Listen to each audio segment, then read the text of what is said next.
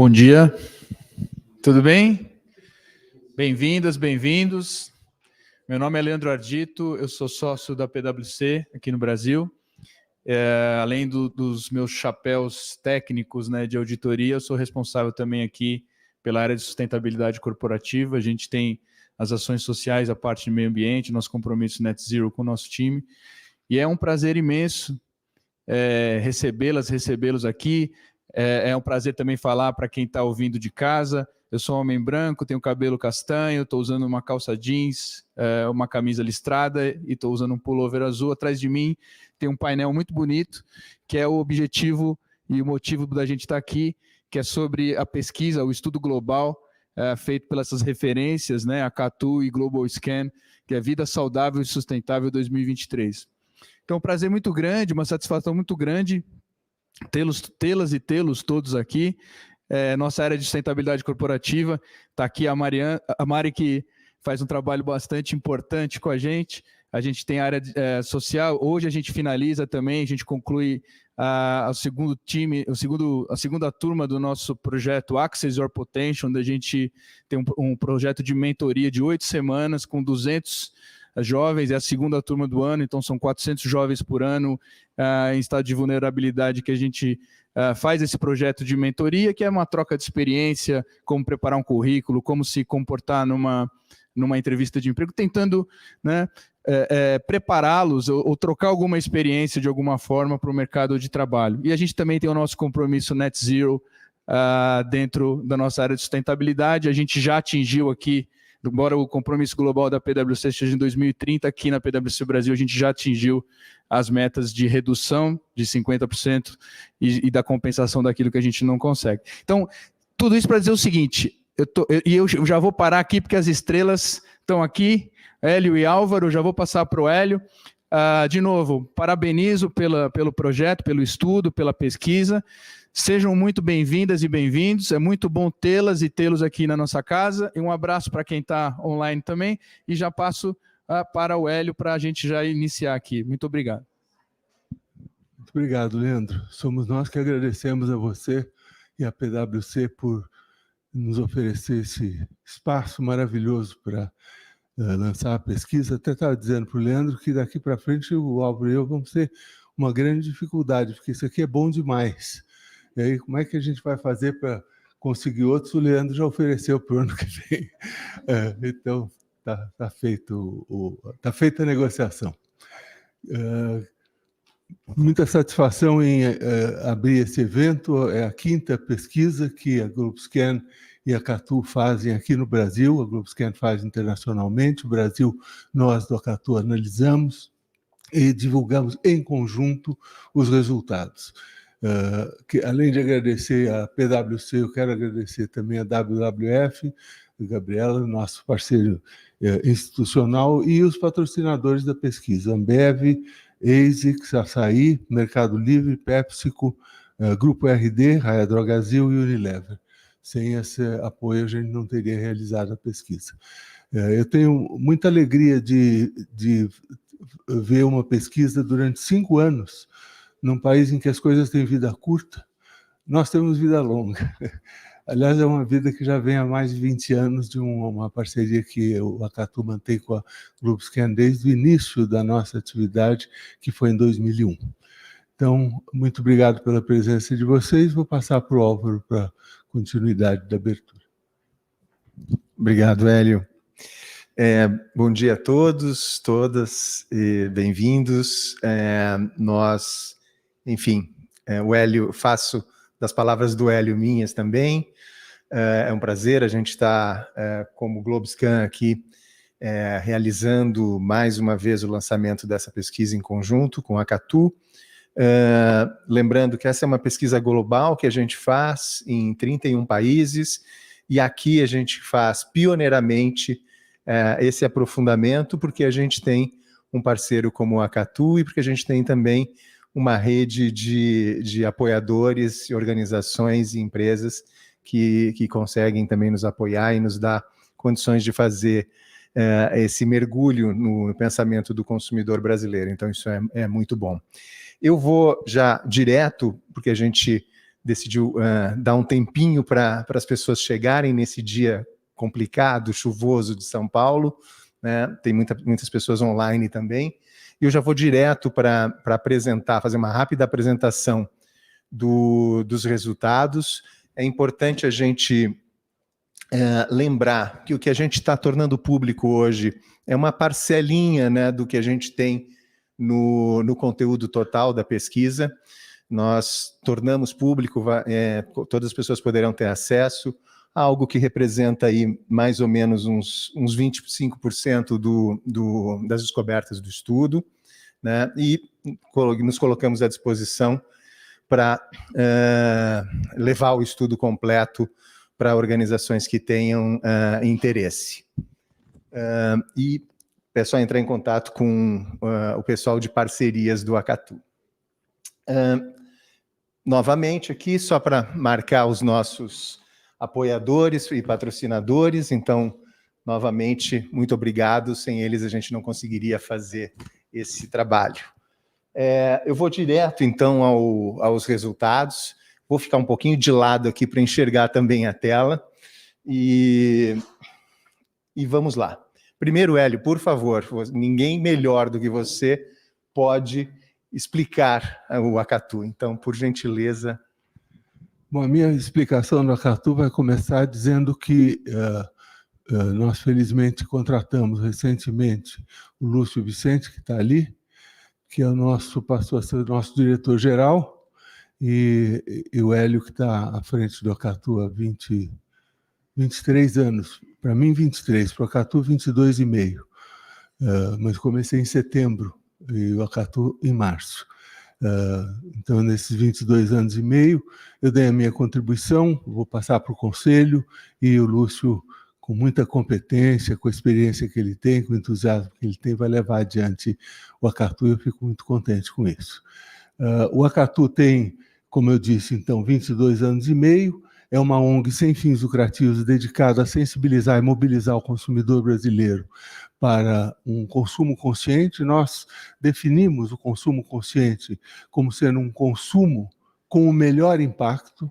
É curioso, eu acho que já contei para o Álvaro, quando começamos o Acatu 22, 23 anos atrás, a definição do consumo consciente tinha 4 páginas. Eu mesmo escrevi, eu guardo com muito carinho. Agora tem 4 palavras. Consumo consciente é consumo com melhor impacto. Com o melhor impacto. Acatu é uma palavra que vem do tupi, na verdade do tupi antigo, e quer dizer ao mesmo tempo semente boa e mundo melhor. A semente é individual e o mundo é coletivo. Portanto, a palavra Acatu foi escolhida porque justamente nós trabalhamos nesse reino dos indivíduos, onde os indivíduos, agindo, vão formar grupos que, agindo, vão tornar o coletivo melhor. Então, nós queremos que cada pessoa seja um Acatu. Nós trabalhamos em 5 áreas: a área de influência em redes, mídias e influenciadores, é a amarela; instrumentação e transparência da informação, que a gente trabalha a parte, fundamentalmente, com a parte de como comunicar a sustentabilidade por parte das empresas aos consumidores, de maneira a não haver um processo de greenwash, usando os guidelines da UNEP que nós ajudamos a desenvolver 3, 4 anos atrás. Assessoramento empresarial, nós temos feito um trabalho grande em sensibilização e mobilização de colaboradores e de lideranças para a sustentabilidade e o consumo consciente. Em educação e sustentabilidade, trabalhamos em escolas e comunidades. Temos atualmente aproximadamente 8.000 escolas que passaram pelo nosso programa, membros de comunidade, alguma coisa como 400.000 pessoas e 45.000 alunos nesse período. Pretendemos aqui, por exemplo, entrar em escola privada, coisa que nós não fizemos até aqui. E em governo, trabalhamos em políticas públicas e ambiente regulatório. Pela primeira vez, recentemente, trabalhamos na reforma tributária, junto com um grupo de advocacy que se formou, não fomos nós que formamos, e vamos ver qual vai ser o resultado. Espero que haja tributos diferenciados para produtos diferenciadamente sustentáveis. E trabalhamos também nas políticas públicas de educação, especificamente, onde, em 2017, trabalhamos pela BNCC, a Base Nacional Curricular Comum, para que ela incorporasse os elementos de consumo consciente e sustentabilidade, coisa que aconteceu. A gente ficou com um pouco de pena, porque eu, ingenuamente, aliás, acho que a gente não faz uma entidade de consumo consciente, a não ser que a gente seja um pouco ingênuo. Só vou contar isso porque eu gosto. Quando eu comecei o Acatu, me disseram, os amigos conhecidos disseram, você é um louco, meu. Imagina, consumo consciente é uma contradição em termos. Ou é consumo ou é consciente, não tem jeito de ser os dois, né? Isso foi no início do Acatu. 10 anos depois, nós comemoramos o 10º aniversário e as pessoas que estiveram presentes, tivemos um café da manhã, vários vieram falar para mim, disseram, olha, é impressionante, você foi um visionário. Eu falei, olha, eu fui promovido de louco para visionário, tá bom, né? E não sei por que eu falei isso, mas de qualquer forma, o que a gente busca é a adoção acelerada em escala de estilos de vida e de produção sustentáveis. A gente trabalha tanto pelo lado do consumidor como pelo lado da empresa e temos parceiros magníficos, como é o caso da GlobScan. Obrigado. Obrigado, Hélio. Maravilhoso trabalho. E que vai se estender, a nossa parceria para muito tempo. Um pouquinho rápido sobre a GlobScan. Nós somos uma consultoria internacional com base, nasceu no Canadá há 35 anos, tem uma forte base metodológica em pesquisa, nasceu como instituto de pesquisa, mas nós fomos percebendo que, além de fornecer dados, a gente deveria interpretá-los, analisá-los e, portanto, oferecer recomendações e atuar de uma forma mais consultiva, que é como a gente atua hoje. Somos um grupo pequeno, 60 pessoas distribuídas aí em 9 lugares no mundo, 9 escritórios, alguns pequenininhos com uma pessoa só, outros pequenininhos com 5 pessoas, como nós aqui, 4, e outros maiores em Londres e Toronto. A gente atua muito por propósito, a gente acredita que a gente tem que co-criar um futuro que seja sustentável e equitativo. É para isso que a gente coloca o nosso trabalho a serviço das organizações que atuam junto com a gente, né? E a gente tem uma longa trajetória de atuar com consumo, com consumidores. São várias pesquisas que foram realizadas ao longo do tempo, e esta pesquisa, que é o Vida Saudável e Sustentável no Brasil, Health Sustainable Living no mundo, ela já está no 5º ano, e, portanto, é muito interessante porque tem uma base histórica para a gente analisar. Vamos diretamente a ela. Então, a gente quer realmente identificar as percepções do consumidor, e a grande novidade desse ano foi que só no Brasil, pioneiramente, a gente adicionou uma etapa qualitativa, né? Nós fizemos 8 grupos focais e focados nas gerações Z, de 18 a 25 anos, e em millennials, de 32 a 40 anos. Por que Z e millennial? Porque a gente queria olhar para aqueles jovens ou jovens adultos ou adultos que estão, nesse momento, ou totalmente integrados ao mercado de trabalho e são uma força importante, os millennials, no mercado de consumo, né? E a Z, que é a entrante, né? Que está chegando agora, está se formando e está chegando e será a nova geração, né? Tanto a conduzir o consumo quanto estar no mercado de trabalho. Então, esse foi o nosso objetivo. Foram 8 grupos, a gente conseguiu distribuir eles de forma a atender as 2 gerações, a atender uma certa divisão socioeconômica, né, A, B e C, e procuramos não ficar presos à visão, né, do sudestina, né, e procuramos alcançar também um pouco do Nordeste e um olhar do Sul, com 2 grupos focais em cada um. Então, isso E eu vou dizer para vocês que essa experiência, esse experimento nosso de juntar a Quali com a pesquisa Quant, na minha visão, é sensacional. Traz cor, traz contexto, traz novas possibilidades de interpretação dos resultados. E a gente vai ver um pouquinho disso agora. A pesquisa quantitativa que nós fazemos regularmente, como Globescan no mundo todo, alcança 31 países, em média tem 1.000 respondentes por país, segue os demográficos de cada país, a distribuição demográfica de cada país, né? E ocorre, em geral, a gente faz a pesquisa ali por junho, né, o campo ali por junho, julho, e tem todo um processo para a gente começar a apresentar os resultados. Globalmente, a gente tem um relatório global que fala, né, do todo e que já foi lançado a questão de 15 dias. Vamos mostrar um pouquinho para vocês como foi os resultados acho que os principais achados dessa fase qualitativa única e pioneira que a gente fez aqui no Brasil. Um principal ponto dessa conversa, dessa escuta, né, que nós tivemos com jovens e adultos, né, das gerações Z e Millennial, foi que existe uma percepção de que a alegria, né, a felicidade, o conforto, a segurança, ela está do lado do lado da casa e do lado da família, né?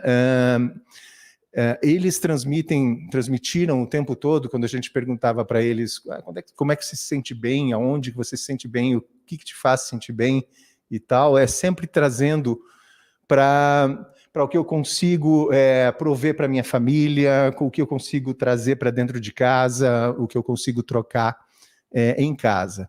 Isso é muito marcante, eu acho que é um contexto muito importante para todos que querem trabalhar com o consumidor brasileiro, porque cria claramente, existe claramente uma dicotomia no consumidor brasileiro, que os problemas estão na rua, né? A insegurança está na rua, as carências estão na rua, a falta de apoio do Estado, a falta de oportunidades, né? A falta eventualmente, de emprego, a dificuldade de trazer grana para a subsistência. Então, tudo isso, ou seja, todas as coisas difíceis estão na rua, estão do lado de fora, todas as coisas prazerosas estão do lado de dentro de casa. Isso é um ponto que a gente vai perceber que é muito determinante e é transversal nas duas gerações e nas três regiões que a gente pesquisou. E esse aspecto, ele, inclusive, não é um aspecto, uma descoberta nova, mas talvez seja uma reafirmação de que esta realidade ainda existe.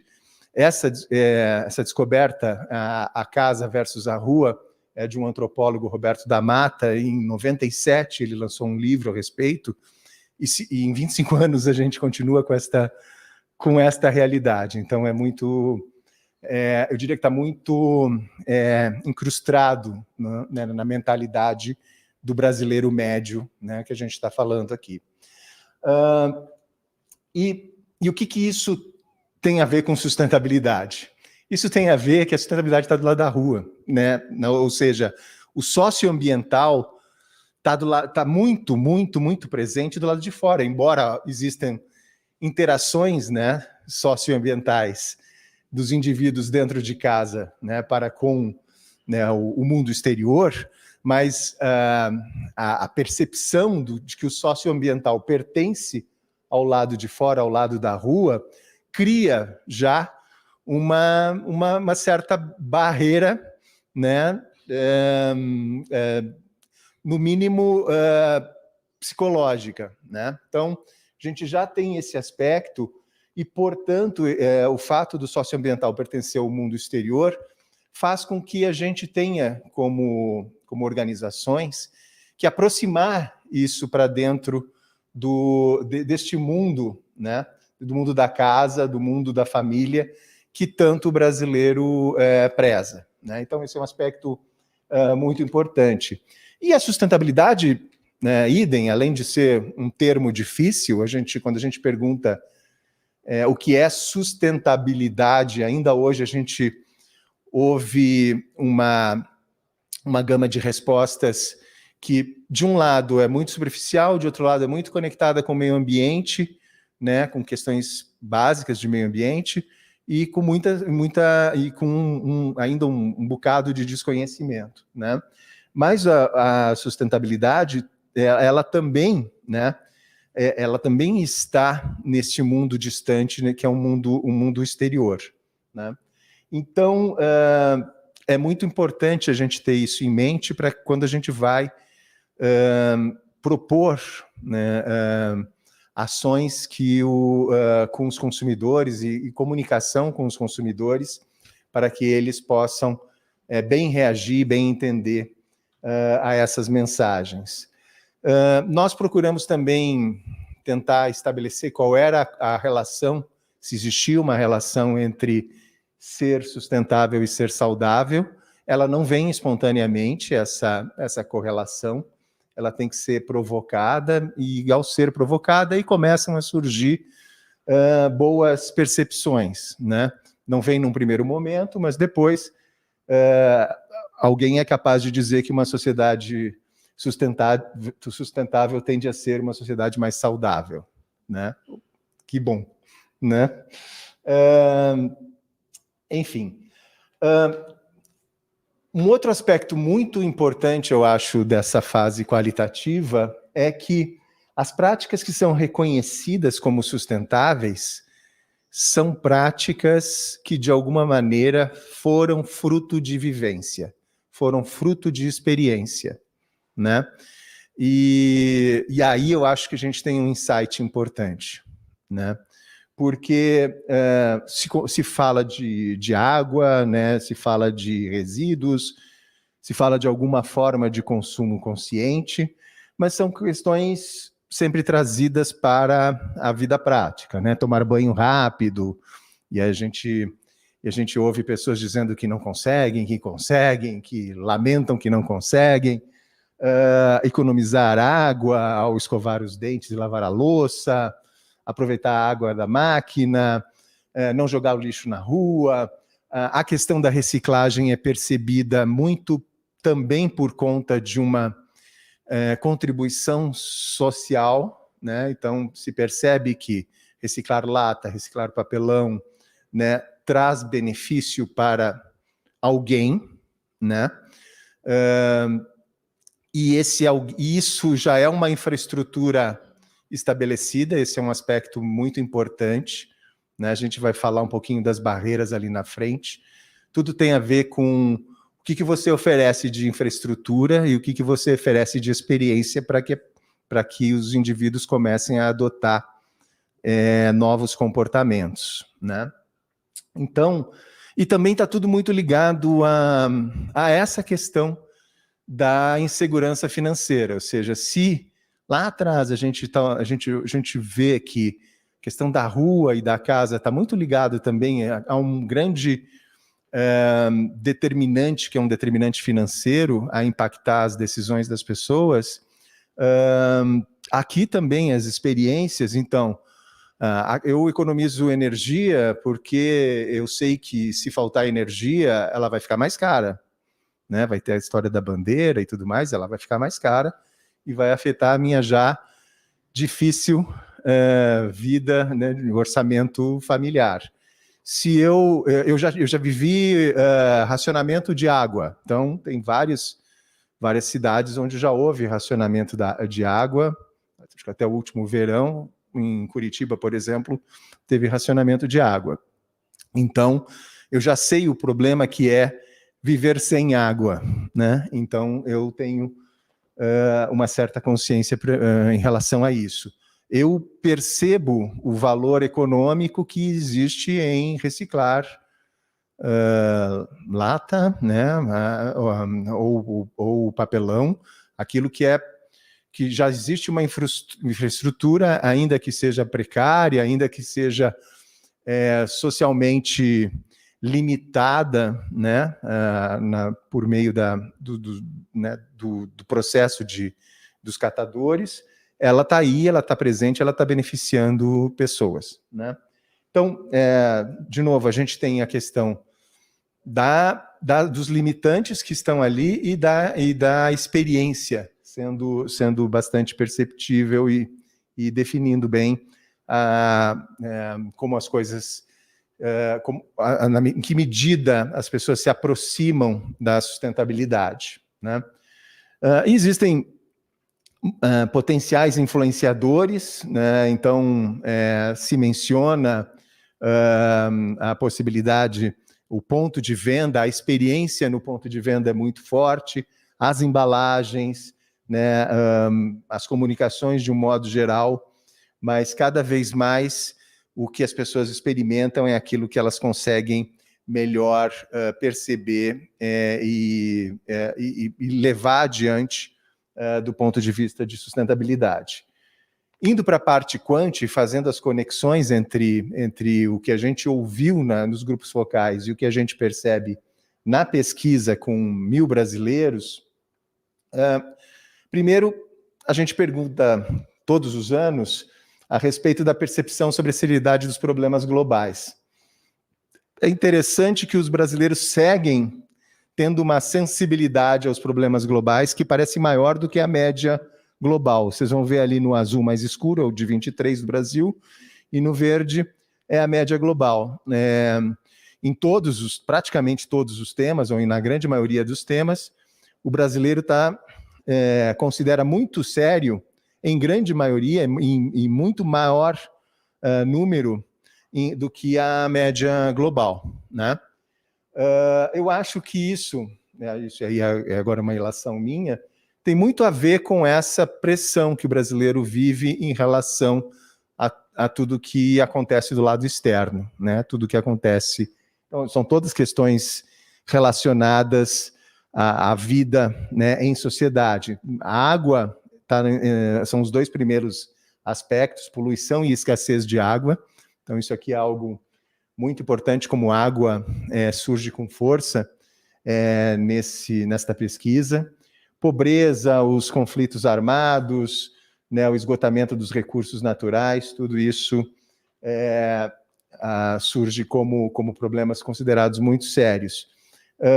É interessante ver que, embora esteja em queda no mundo a questão relacionada a onde está a questão da pandemia, propagação de doenças humanas já está caindo no mundo e está em 53, no Brasil ainda é um nível alto de preocupação em relação às doenças, à propagação de doenças.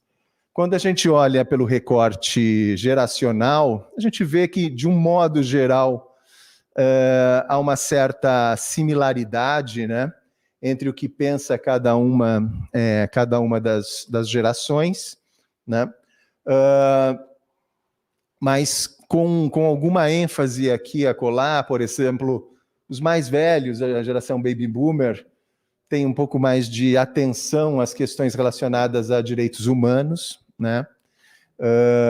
E a gente pode perceber também isso, em geral, é bastante similar à forma como todos os mais jovens, geração Z, com uma ênfase maior a questão do esgotamento de recursos naturais, ali o terceiro com 85, interessante isso.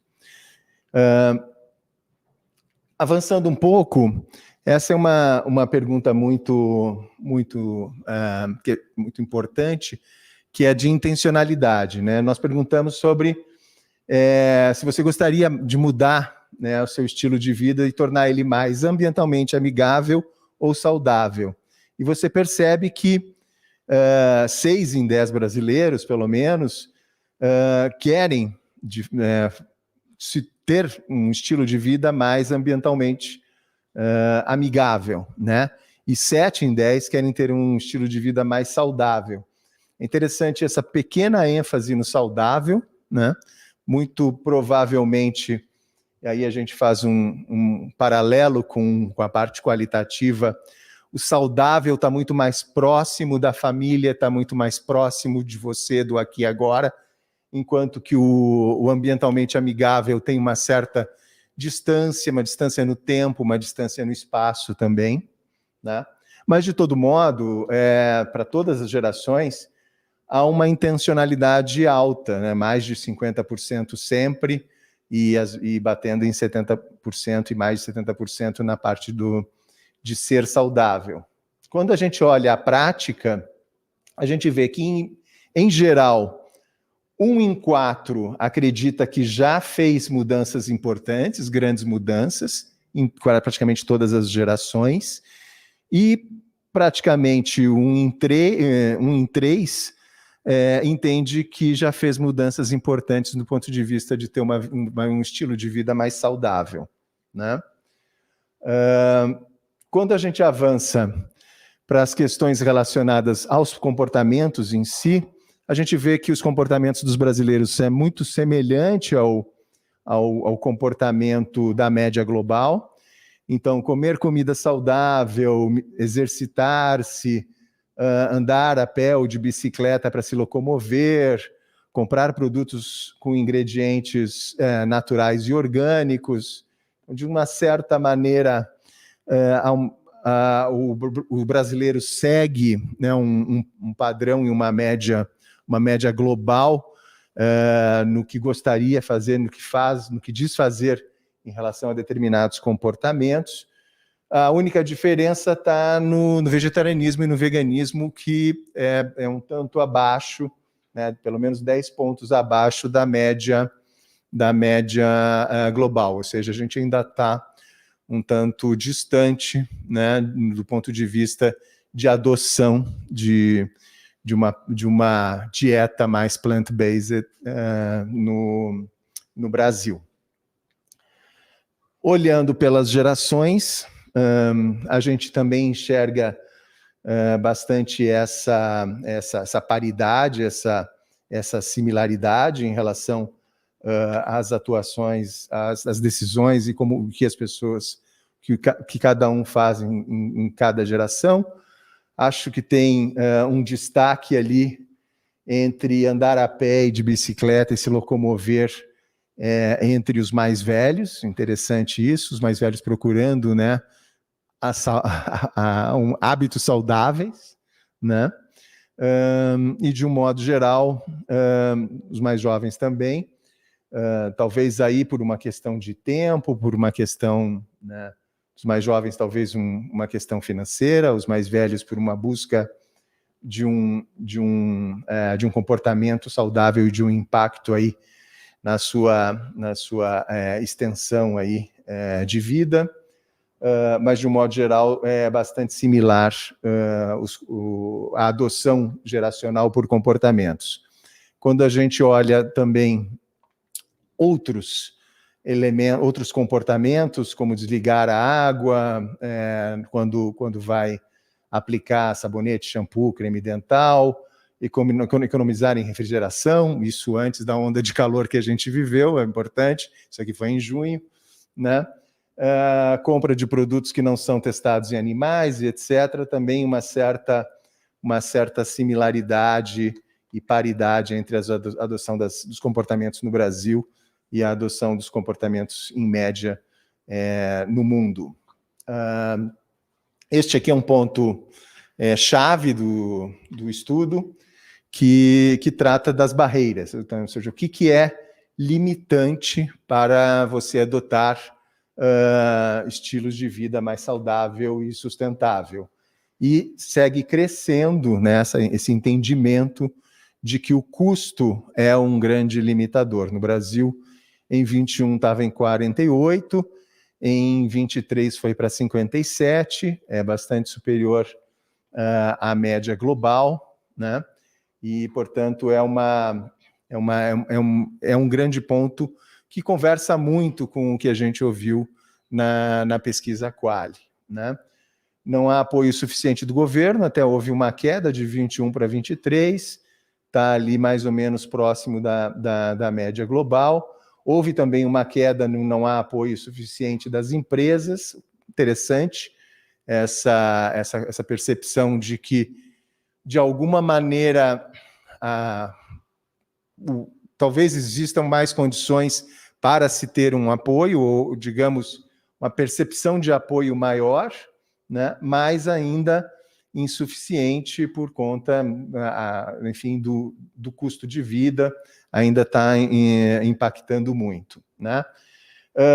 Gosto do jeito que eu vivo, não tenho tempo, de um modo geral, é tudo muito similar, né, em relação ao que se percebe, essa percepção da barreira no mundo e no Brasil. E acho que bastante determinante, bastante relevante ali, o não sei como se manteve de 29 para 28, entre 21 e 23, e é um pouquinho maior do que a média global.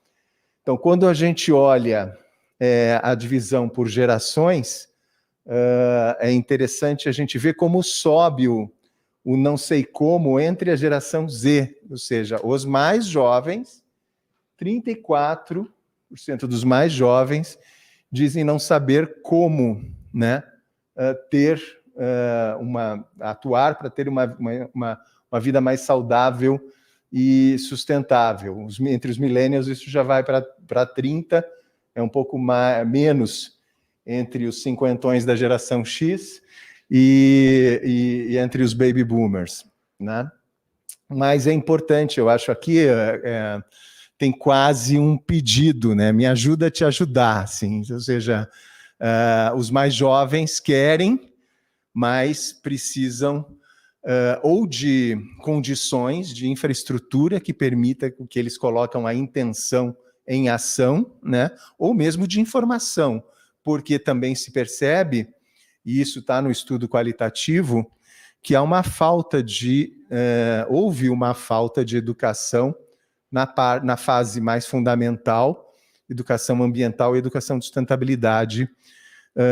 As pessoas dizem isso, e dizem que hoje estão aprendendo com os filhos, né? Aqueles que têm filhos dizem que hoje estão aprendendo com os filhos, e estão sendo pressionados para os filhos para adotar, mas a minha geração não aprendeu quando deveria ter aprendido, né? Então, e estamos falando de millennials, de pessoas de 30 anos, né, que não tiveram devidamente uma formação, né, em sustentabilidade.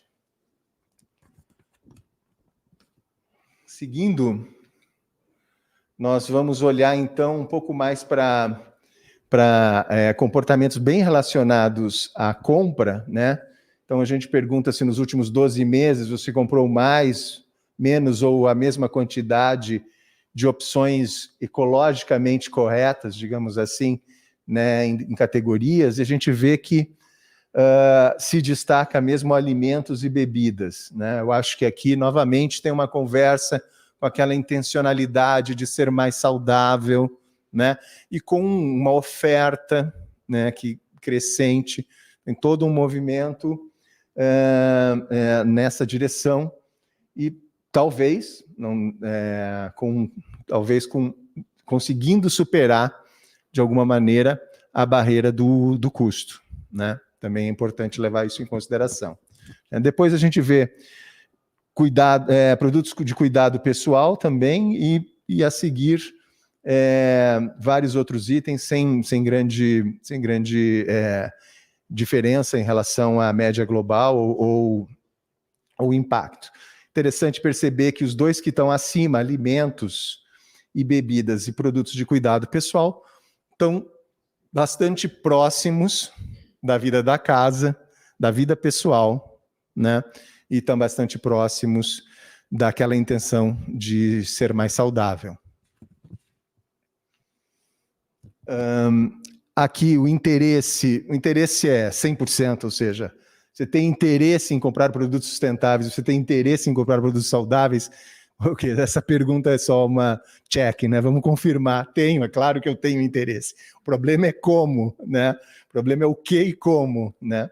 Então, realmente, mas é importante, gente. Vamos entender isso aqui, se de fato o que a gente espera é o que vem, né? Então quase uma unanimidade, né? O interesse em comprar produtos saudáveis e o interesse em comprar produtos sustentáveis, né?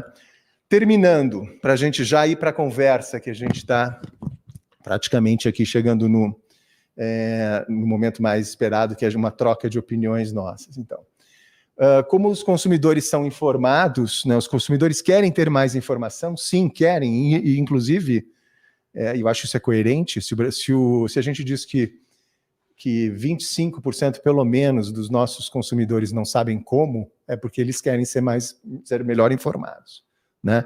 E 90% diz que quer ter mais informação, né? É bastante acima da média global. E a informação é muito interessante isso, para a maior parte dos brasileiros deve estar na embalagem do produto.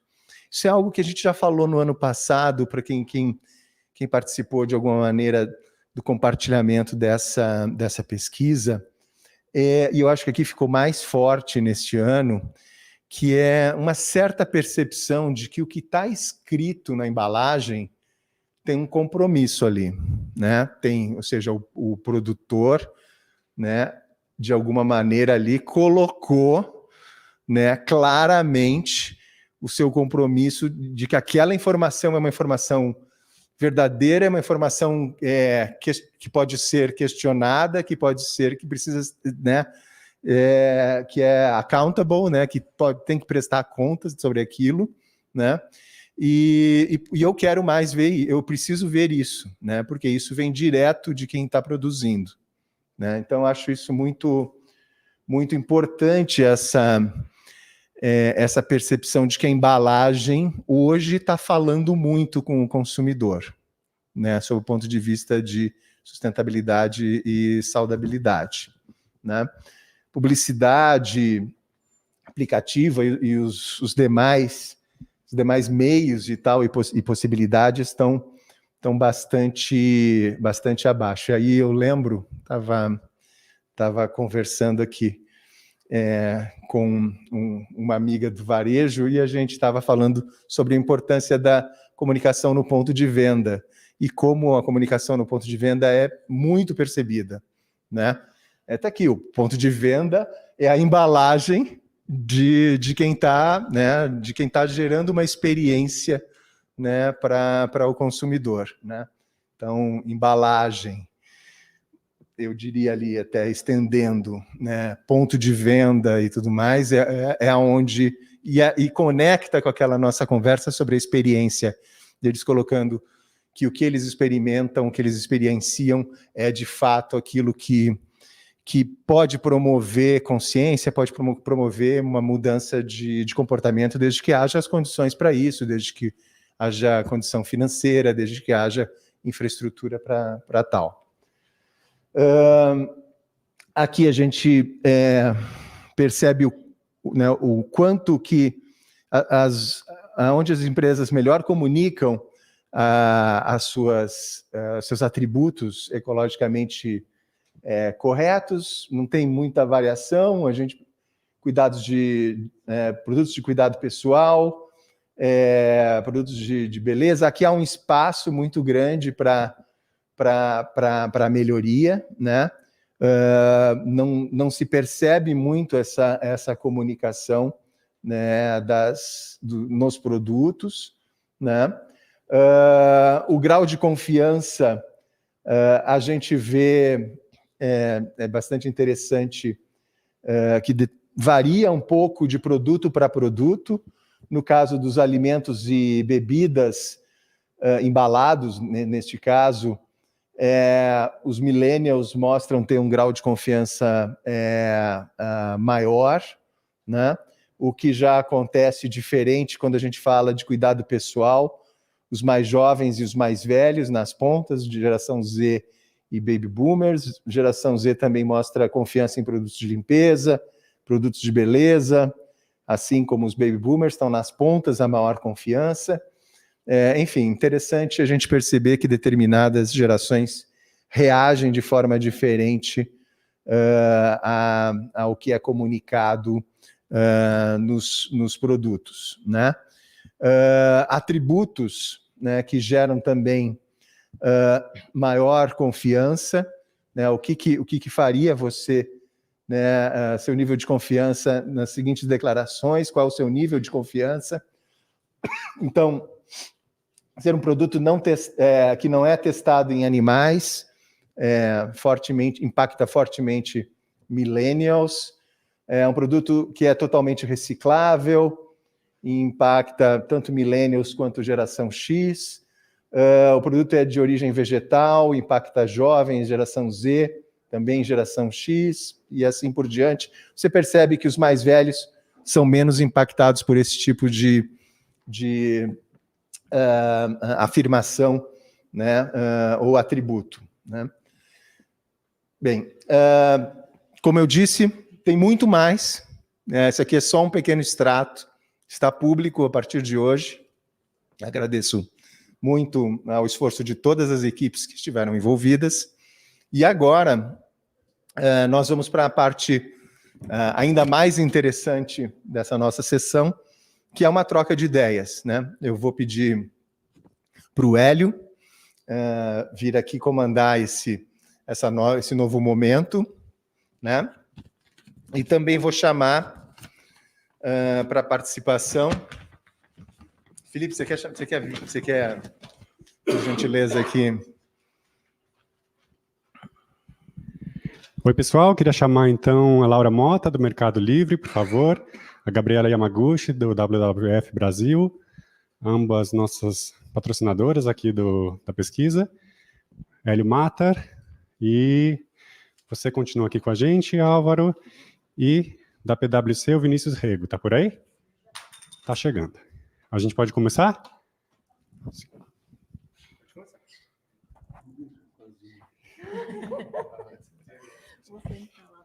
Isso, por favor.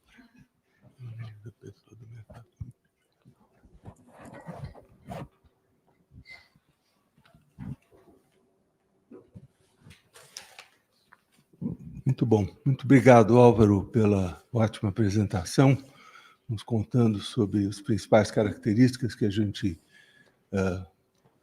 vê na pesquisa atual e a relação dela também com os anos anteriores e a relação delas com o que a pesquisa qualitativa revelou.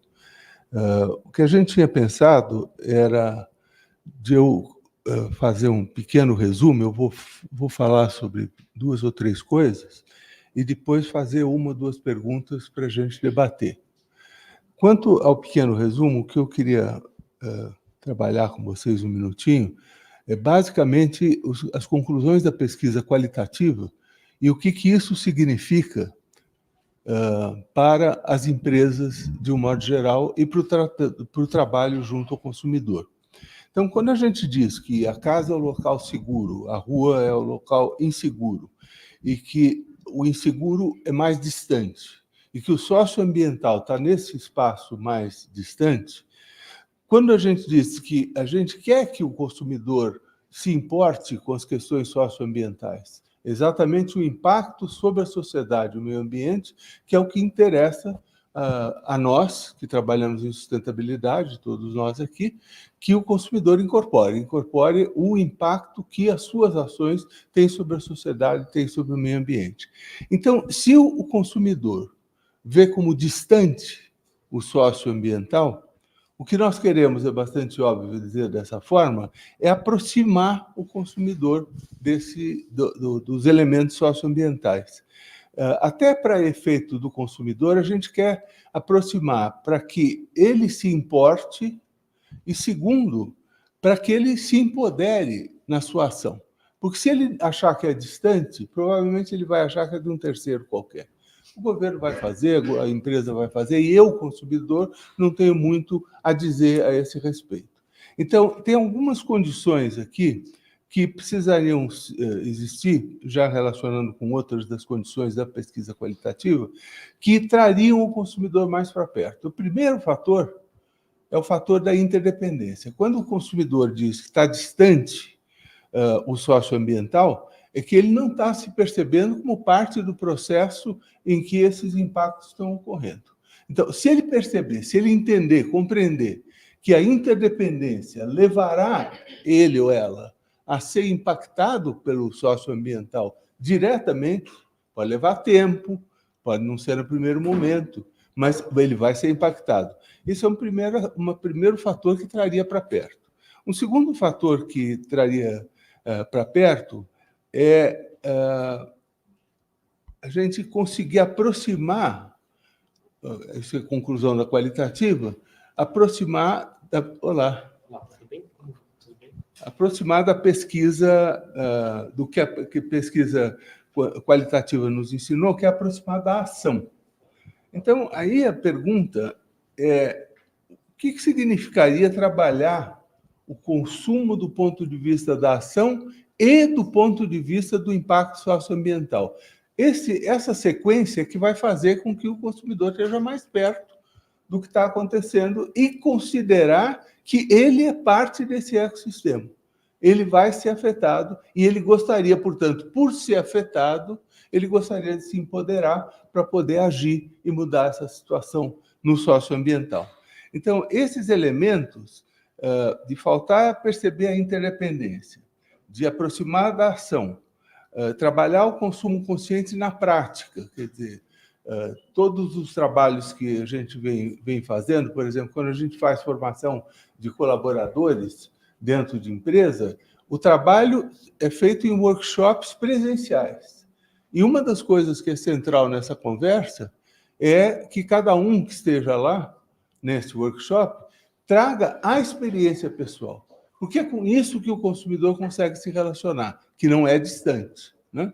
Então, trabalhar a consciência na prática é o que faz com que haja a mudança. Então, esses elementos complementam aquilo que o Álvaro já nos mostrou de conclusões da qualitativa e da quantitativa. Um outro ponto interessante é o seguinte: quando se fala em reconhecer como sustentável, o que o consumidor reconhece como sustentável, a sequência é interessante: água, resíduos, desperdício e alguns atributos do produto. Água, resíduo, desperdício. Não está ouvindo? Assim? Estou tomando bronca aqui do... água, resíduos, desperdício e atributos dos produtos.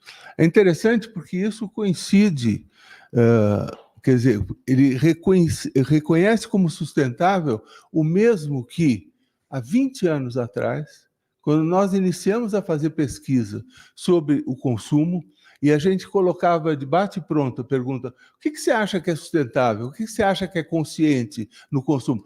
Sei, é cuidar da água, cuidar da eletricidade, cuidar dos resíduos. Esses 3 elementos estão muito próximos do consumidor. Volta na questão da proximidade. E se estão próximos do consumidor, ele acha que ele tem algo que ele possa fazer. Então, isso confirma o que a qualitativa também descobriu. Aqui é preciso que haja um ponto de partida, quando se faz o trabalho com o consumidor, o ponto de partida nesses temas, porque é aí que ele vai se sentir mais próximo, é aí que ele vai se sentir fazendo uma prática que seja mais consciente. E último comentário, questão de preço. Preço é sempre uma questão que aparece em todas as nossas pesquisas. Todas elas aqui com a Globescan e outras que nós fizemos independentemente. Se o preço é caro, vamos pensar junto, você tem 2 opções. Ou você reduz o preço, que é mais óbvio, ou você aumenta o valor do produto na visão do consumidor.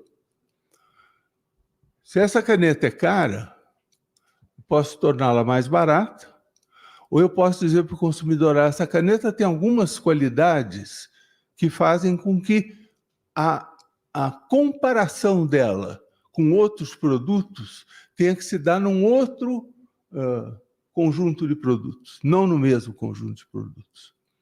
E isso eu uso como argumento para dizer a vocês, e usando sempre o mesmo exemplo, a Natura, se fosse verdade que os consumidores só vão comprar se o preço for adequado, mais baixo, e preço é problema, a Natura tem preços mais altos em todos os produtos, desde que a Natura começou. Bom, então a Natura não existe, então. Não quero pagar preço alto, não vou comprar produto Natura. Não é verdade. A Natura reposicionou o produto dela numa faixa de atributos que valem o preço. Então as pessoas dizem, eu vou comprar Natura, porque Natura protege o meio ambiente, porque Natura trabalha com indígenas, porque dá emprego para pretos, que dá emprego para mulheres, enfim, os vários atributos que a Natura foi divulgando ao longo do tempo mudou o patamar aonde aquele produto está concorrendo. Ele não concorre em preço só diretamente. E isso é extremamente importante se a gente quer entender o que está sendo colocado pela pesquisa qualitativa e quantitativa. E o que é possível fazer. É muito fácil dizer, vamos reduzir o preço. Nós estávamos conversando, a Gabriela e eu, antes de começar, e falamos sobre isso, né, da dificuldade de várias empresas que trabalham nos produtos mais sustentáveis nos últimos 5 anos, e a Gabriela estava me contando de várias delas que estão fechando, ou estão acabando com a linha de produtos mais sustentáveis.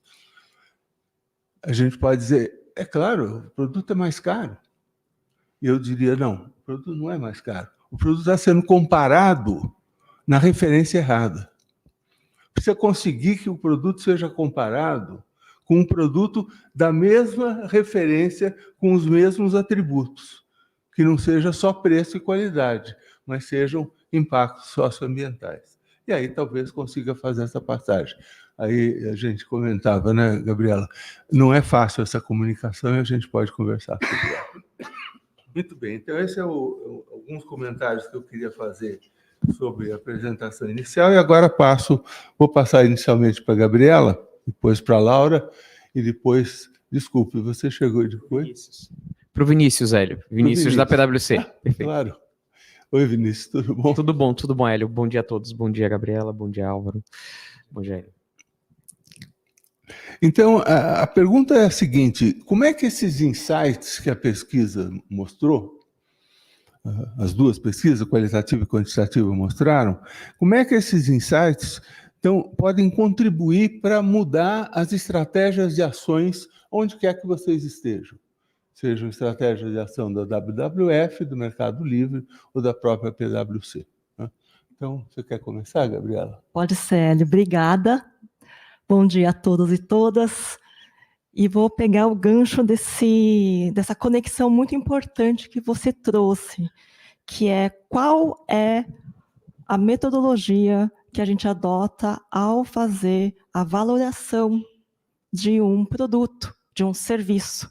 Como a gente faz essa conta?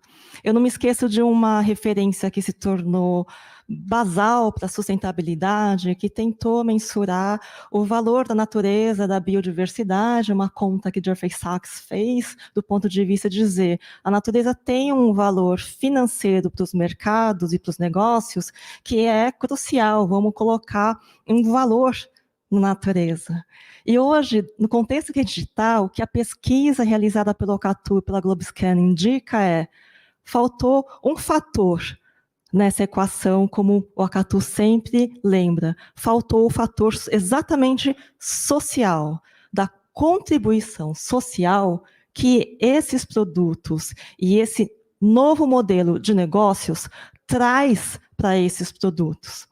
E dentro desse contexto de mudança, que a gente diz transformacional, ela não é mais urgente, né? O Paulo Artacho outro dia usou esse termo, nós não estamos mais na crise ou na mudança climática, a gente está na ebulição climática, a gente está, né, passamos desse ponto. Nós, enquanto pessoas, cidadãos, negócios, a gente está sentindo que a velocidade em que nós fomos até agora, ela e eu estamos conversando sobre isso também, a velocidade com que as transformações necessárias aconteceram não é suficiente. E quando a gente fala na percepção da pesquisa, né, a gente vê em todos os indicadores, o quanto que os brasileiros, né, a pesquisa indica isso, estão atentos ao que está acontecendo ao nosso contexto ao redor, no momento em que o céu de metrópole se escurece a partir de queimadas, no momento que a gente tem desastres ambientais de dilúvios em metrópoles, no momento que a infraestrutura que está sendo defendida para todas as cidades se desenvolverem na Amazônia, região norte e nordeste, é fadada a não dar certo porque é um modelo de desenvolvimento do passado, essas transformações que são estruturantes, elas precisam levar em consideração o aspecto social desse socioambiental, esse valor da contribuição de todo o mercado e do consumo que está baseado na qualidade de vida das pessoas. Então, uma das questões que, acho que do ponto de vista até de sociedade civil, numa ONG como o WWF Brasil, parceira do Acatu, parceira da Globescan, de várias empresas também, o que muda para nós, Hélio, é que na nossa conta de ser uma organização ambiental, a gente é antissocial do que ambiental. A gente é mais Brasil do que WWF. A gente é mais o local do que o global. O Milton Santos alertou a gente lá atrás, como liderança preta, como liderança da academia brasileira, e que estava pragmaticamente olhando a história do nosso país. Se a gente esquecer a importância do local, a importância da saúde dos negócios locais, a gente não vai ter consumidor, comunidade, saúde de cidades para acessar esses serviços que estão sendo desenvolvidos com mais sustentabilidade. Então, o que muda para uma organização e para a sociedade civil como um todo é que não existe como a gente falar de meio ambiente, sustentabilidade, sem falar de social. Não tem equação que a gente consiga solucionar dentro desse acesso das pessoas consumidoras e tentando levar, né, para ela a educação e a consciência, se as cadeias produtivas que produzem esses produtos não mudarem a maneira como esses produtos são produzidos e tudo isso ser, de fato, mais conectado com esta casa. Não é à toa, depois de 4 anos que nós vivemos de retrocessos socioambientais, de anos de pandemia, que a casa é a nossa segurança. Qual é a casa dessa pessoa consumidora de cada uma de nós? Como nós, ao invés de tentarmos também só levar, escutamos o que nós, enquanto país, enquanto Brasil, temos de ancestralidade, de combate aos colonialismos, de combate a tudo que aconteceu no nosso país. Eu nunca esqueço também de uma conversa com o Hélio mesmo, lá atrás, Hélio, que você falava, eu falava assim, nossa, Hélio, a gente está vivendo um legado da ditadura militar. Ele falou assim, Gabi, a gente está vivendo um legado da descoberta do Brasil. Lembra? E você me falou isso, eu falei assim, não, é isso. Nós estamos vivendo o legado de séculos de um modelo de desenvolvimento que nos trouxe para queimadas recordes, para desmatamento recorde, para a maneira como a gente governa o nosso país. Séculos, né, Hélio, que você falou? Então, assim como uma árvore que queima hoje, demora uma década para conseguir estar saudável para viver, 5 séculos de história na contramão da saúde de todas e todos, vai precisar de muita urgência das capacidades, habilidades, criatividades de todos nós para conseguir ser mudado. E esse é o nosso desafio, né, Hélio? Isso aí. Câmbio. Bom, primeiro eu queria agradecer o convite também, acho que é uma honra para o Mercado Livre ser parceiro mais um ano da pesquisa, acho que a pesquisa é um norte bastante importante para toda a estratégia de sustentabilidade que a gente vem construindo nesses últimos anos.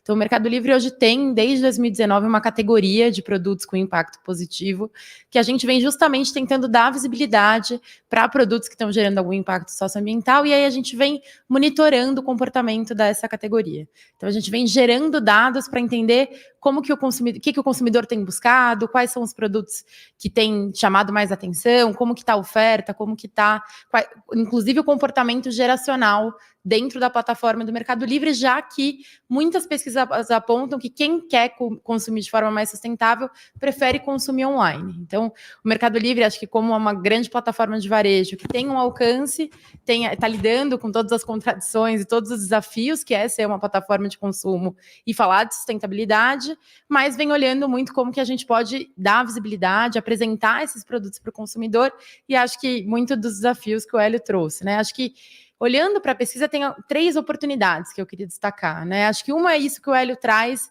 em relação a esse paradigma do preço e da qualidade, do valor agregado do produto, né? A gente perguntou para 1.400 usuários do Mercado Livre que compraram algum produto com impacto positivo, o que te fez comprar um produto de impacto positivo? E o que aparece em primeiro lugar é a questão da durabilidade. Então, acho que esse é um dos atributos, por exemplo, que entender que é um investimento de longo prazo traz outro olhar para o custo desse produto no curto prazo, né? Então, a durabilidade aparece em primeiro lugar e como um atributo que é valorizado por quem faz essa escolha. Então, acho que um dos caminhos pode ser a gente falar que não é mais caro, ele vai durar muito mais, né? Então, é um investimento futuro que você está fazendo quando você faz essa compra. Em segundo lugar, aparece a questão de produção responsável mesmo, então, se o produto é certificado, então, acho que a gente tem sempre uma oportunidade de dar certificações serem apresentadas para o consumidor, e acho que quando a gente olha para a embalagem, é uma das coisas que ajuda o consumidor a fazer essa escolha. Então, aparece em segundo lugar, e em terceiro lugar, aparece produtos que protegem a sociobiodiversidade, e aí a gente acha que isso também é reflexo muito das discussões de bioeconomia e todos os esforços que vêm sendo feitos para criar essa narrativa que eu acho que é de aproximar com o consumidor. Então, que você consumir um tucupi produzido de forma sustentável na Amazônia vai gerar renda e vai contribuir para a floresta em pé. Então, acho que tem esse desafio que é como que o consumidor entende que a escolha desse produto vai gerar um impacto positivo na ponta. Então, a gente precisa contar essa história para reduzir essa distância e entender que realmente essa escolha está gerando um impacto local no território, né? Acho que tem uma outra oportunidade, que é o fato de muitos consumidores afirmarem que não fazem escolhas mais sustentáveis porque não sabem como.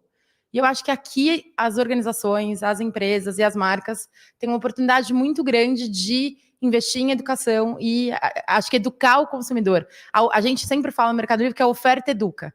Então, quando você vai ali fazer uma escolha e você tem essas alternativas, isso já faz parte de um processo, mas a gente precisa falar mais sobre isso, né? Falar sobre o processo de decisão e apresentar muitas das marcas, sejam essas que não estão conseguindo se viabilizar, e muitos dos produtos que às vezes são pouco conhecidos. Eu até falei do tucupi, é um dos exemplos. Poucos consumidores no Sudeste vão entrar na plataforma do Mercado Livre e procurar pelo tucupi, que é um produto pouco conhecido na região Sudeste. Então, a gente também precisa apresentar esses produtos, né? Apresentar quais são as marcas e quais são os produtos que estão gerando algum impacto positivo na ponta. E acho que tem uma terceira oportunidade, que é a questão geracional mesmo. A gente muito da pesquisa do Mercado Livre reflete os dados que a pesquisa trouxe, e a geração millennial é a geração hoje que mais compra produtos com impacto positivo. E é uma geração que está no mercado de trabalho, que está à frente das organizações, das empresas, e que está olhando para isso.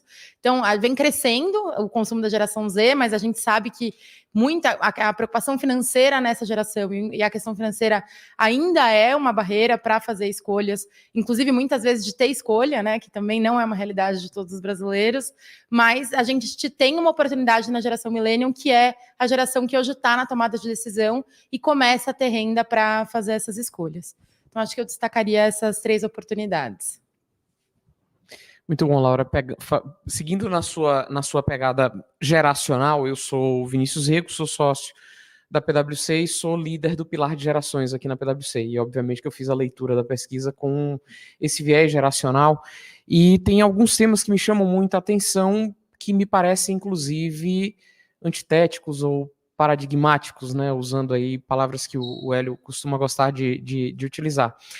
Ao passo em que a gente percebe uma geração alfa, eu tenho uma filha de 5 anos, tenho uma filha de 11 anos, né, que certamente a de 11, na verdade de 12, está me fazendo ir para o show da Taylor Swift no final de semana. E eu estou falando da Taylor Swift porque a manchete de hoje pela manhã era uma manchete que falava: Taylor Swift é a artista que mais emite CO2 no mundo. Tem alguma forma de fazer tracking, eu não sei se é WWF, mas alguém faz o tracking de emissões de CO2 e por aí vai. Então, ao passo que essa geração, fazendo a conexão, ao passo que essa geração alfa é extremamente consciente em relação a consumo e nos chama a atenção para a importância do consumo sustentável, também é uma geração que está acostumada ao consumo rápido, à relação de consumo muito rápida. É uma geração que, por exemplo, está muito acostumada com o fast fashion. A gente comprar em determinadas empresas que vão produzir produtos que não têm a durabilidade que talvez a geração anterior à minha estava mais acostumada, e a minha geração, de certo modo, também estava acostumada. Um dia desse estava tendo uma conversa com um conhecido meu que tinha um negócio de tecidos, e eu falei, cara, por que deixou de funcionar a tua loja? Você não pensa em voltar, em reabrir em outro lugar? Não, Vinícius. Hoje em dia, ninguém mais está comprando tecido para levar uma costureira para produzir, porque o produto fica muito caro. Né? E aí, será que o produto ficou muito caro ou será que agora eu tenho uma nova relação de consumo que ela é muito mais instantânea e rápida, e essa relação de consumo que vai trazer um produto mais barato também vai trazer um volume maior de produtos que terão que ser descartados e que trarão impacto ao meio ambiente. Então, eu vejo uma antítese muito forte, um paradigma muito forte que a gente precisa se desafiar e pensar em como a gente vai trabalhar. Quando a gente fala de PwC, nós temos 92% da nossa população de colaboradores que são millennials ou geração Z. Daqui a pouco está chegando a turma do Alpha, da geração Alpha. Eu concordo com você, Laura. Quando você faz o comentário de que os millennials hoje, infelizmente eu não sou millennial, apesar de aparentar ser, mas essa turma é uma turma que hoje chega à decisão, mas ela tem que se deparar com essa antítese de entender que existe uma geração que tem uma visão mais consciente, mas que contribui para uma cultura de consumo desenfreada que vai gerar mais impactos na nossa casa, como você falava, Gabi. Então, eu penso que a pesquisa traz essa atenção e a gente precisa entender como é que a gente vai endereçar esse tema. Também a resposta para a matéria que eu não comentava era que a equipe da Taylor Swift tinha comentado que eles tinham comprado o dobro de créditos de carbono para neutralizar. Eu não sei, eu sou contador, gente, e eu fico pensando que alguma conta vai ter que fechar, vai ter um limite para a quantidade de carbono que a gente consegue compensar. Então, não adianta, e a pesquisa, eu penso, Álvaro, que traz um pouco essa provocação, né, em que a gente terceiriza muito a responsabilidade que a gente tem na contribuição para esse consumo. Então é muito importante que a gente entenda que a gente aqui e agora, de alguma forma, tem essa responsabilidade. E essa geração alfa que está nos provocando para um consumo consciente precisa também ser educada para entender os impactos que existe o fato dela fazer esse consumo mais rápido. Eu só queria fazer um último comentário. Quando eu tinha 9 anos de idade, eu sou um baiano que foi criado em Rondônia. Quando eu tinha 9 anos de idade, e você fez um comentário sobre as queimadas, né? Quando eu tinha 9 anos de idade, estourou uma greve na rede pública de ensino, eu estudei grande parte da minha vida em escola pública mesmo, de fato, e quando eu tinha 9 anos de idade, estourou essa greve, eu precisei ser mandado para a Bahia para estudar na casa da minha tia. Eu não vou conseguir fazer a conta aqui, mas isso é década de 80. Eu me lembro como se fosse hoje, que nós ficamos 3 dias em Porto Velho esperando ter teto para o avião descer, porque o nível de queimadas era tão grande quando eu era moleque na região norte, que durante um mês e meio, não era incomum a gente não conseguir ver alguns palmos à nossa frente.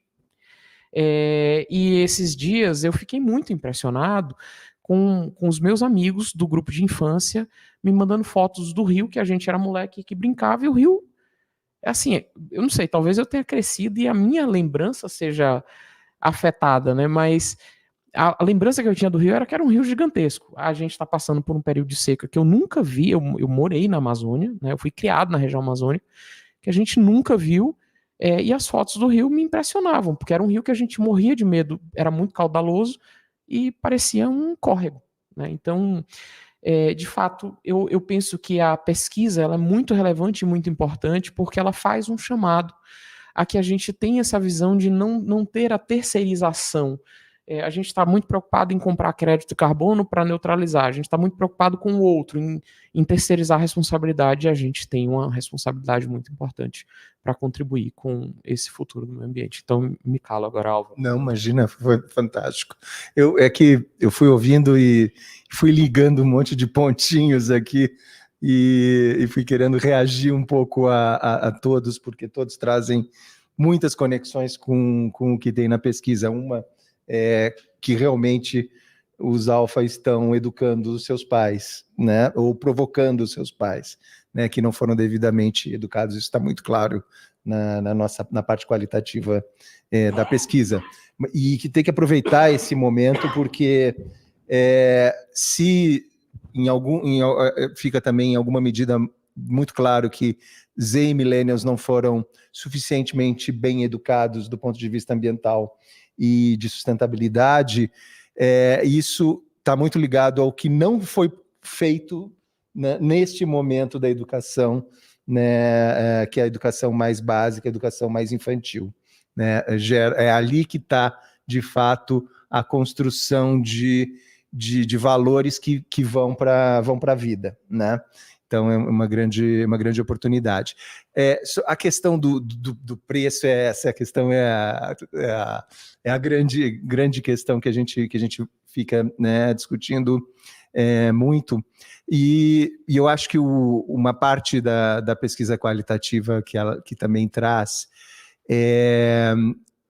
a gente tem que também entender que, e ligando muito com o local, como eu estou muito conectado também, Gabi, com o que você falou sobre a nossa necessidade de botar atenção no local. Botar atenção no local é fundamental. Essa pesquisa é isso, de fato, né? É uma pesquisa global que a gente decidiu, Hélio, né, a Catu e Globscan, decidiu trazer para o local, aprofundar no local, porque que meu chefe não ouça, a pesquisa global não nos ajuda muito. a nós brasileiros, assim, né? Porque nivela uma coisa num ponto que não nos alcança, né? A gente precisa descer para o local. Ninguém conta aí para o Cris, por favor.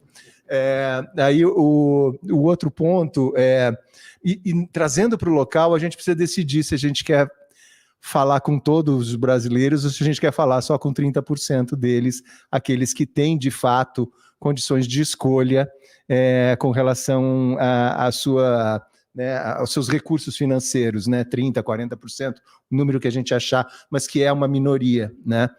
Para a gente falar com todos os brasileiros e estender esse impacto, a gente realmente precisa de políticas públicas, de outras ações. Fico torcendo, Hélio, que a intervenção que vocês possam ter feito na reforma tributária contribua, né, para que quem tenta produzir, né, de forma mais sustentável não tenha a mesma carga e tenha o benefício, né, para que não precise necessariamente esse árduo processo de convencimento de que eu tenho outros atributos, tenho outros valores, mas no final das contas eu estou ali na gôndola, um do lado do outro, e o que eu vou olhar é se é 9,90 ou 7 ou 14, e é ali que eu vou decidir naquele momento o que eu vou fazer, né? Então, é complexo, é estruturante, e conecta uma série de aspectos. E só para terminar, cada geração tem seus pontos de ativação, né? Acho que é muito interessante a gente olhar, ou quando a gente olha os recortes por geração, dá para ativar baby boomers de um jeito, eles têm aonde serem capturados, dá para ativar X, dá para ativar millennial e dá para ativar Z. Cada um tem seus pontos para serem capturados, mas a gente precisa entrar neles, a gente precisa conhecer, a gente precisa capturar né, de fato aonde eles estão, onde eles enxergam significado, né? Muito obrigado, Álvaro. Eu fiz No início, a minha pergunta tinha dois caminhos, e eu queria insistir no segundo caminho, que é o que na pesquisa leva vocês a pensar em fazer diferente o que vocês estão fazendo hoje? Na área, obviamente, cada uma das áreas de atuação é muito diferente, mas considerada a área de atuação, o que muda? Se é que muda, né? É difícil essa pergunta.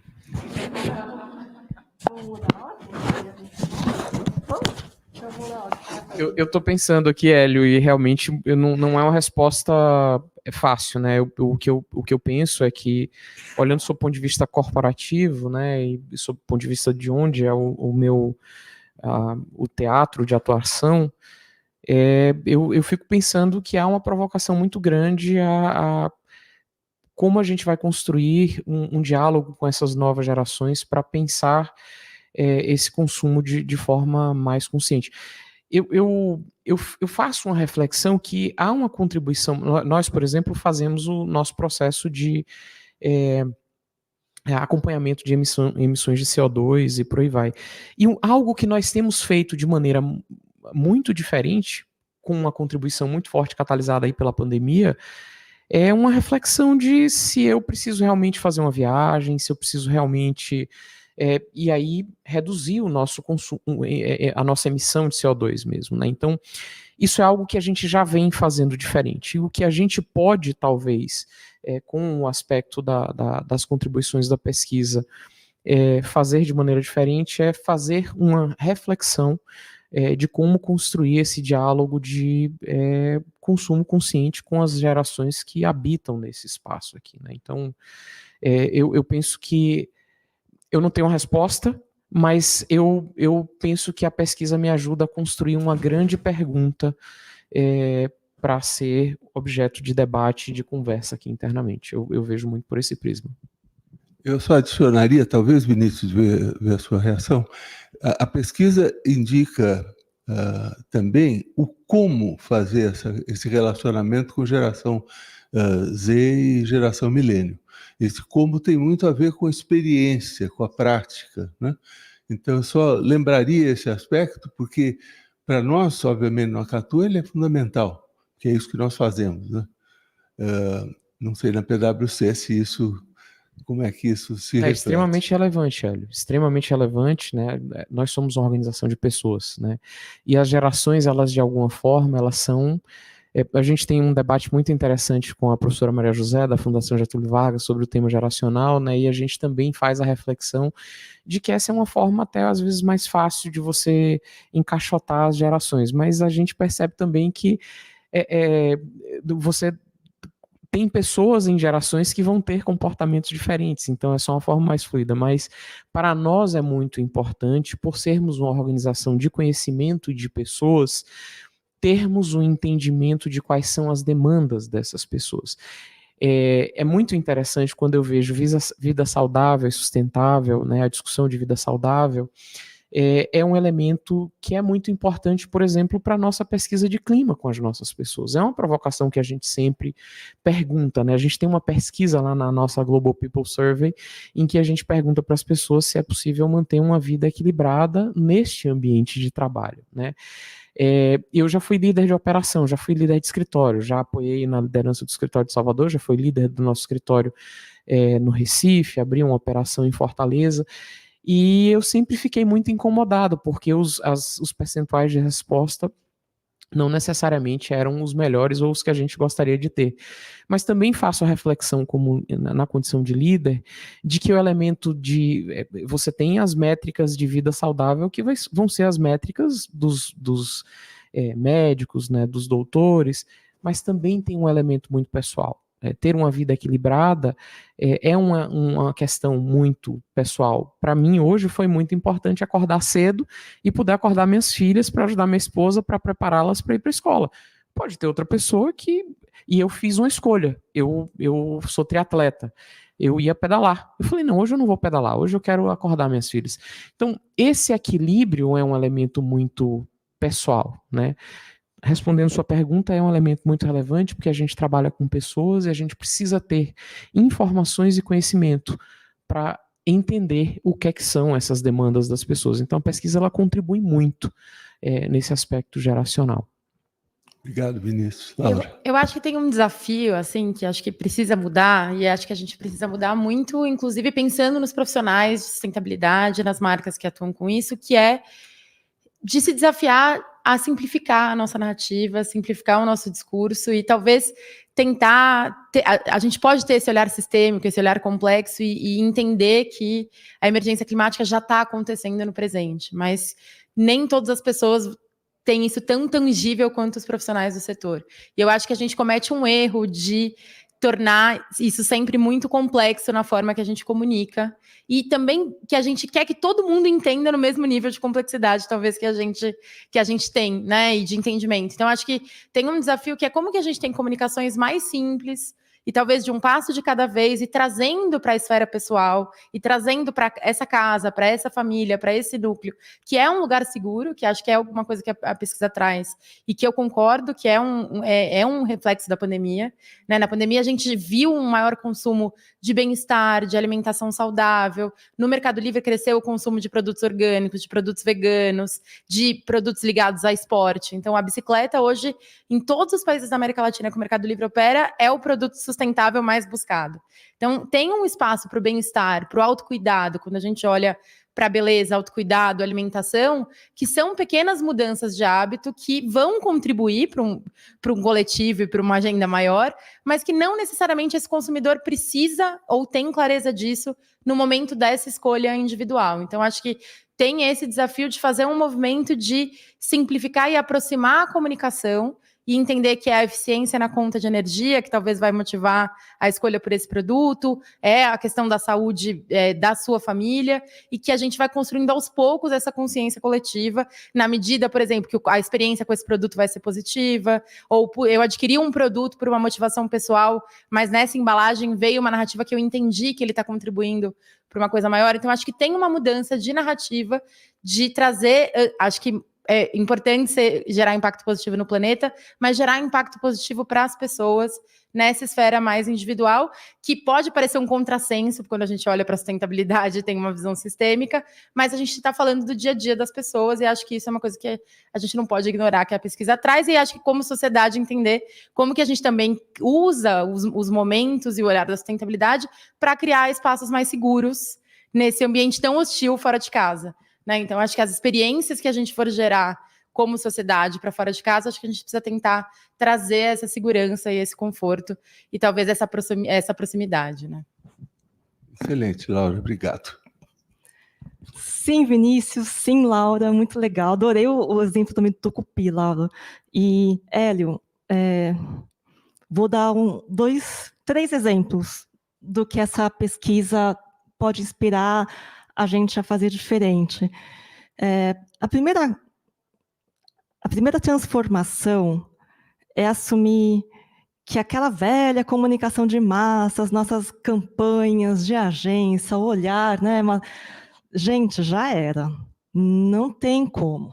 Justamente porque, por conta desse fortalecimento da trajetória pessoal e de uma necessidade de movimentos, como a pesquisa indica, da experiência como o vetor transformador das pessoas, a gente está aprendendo agora, como mercado, a quase co-construir campanhas regionalizadas de mobilização e engajamento que sejam criadas no território, desenvolvidas no território, e o público que seria o público-alvo é o público criador. E ele faz parte dessa solução justamente por esse fator que o Hélio destacou na análise dele, porque ele fez parte da solução e ele tem o seu repertório aplicado à solução do que a gente tem o desafio de transformar. Faz uma diferença enorme quando a gente, ao invés de trabalhar de uma maneira massificada na comunicação e no engajamento, a gente dá milhões de anos de passos atrás e retoma as conexões afetivas, familiares, culturais e históricas para fazer essa comunicação e esse engajamento.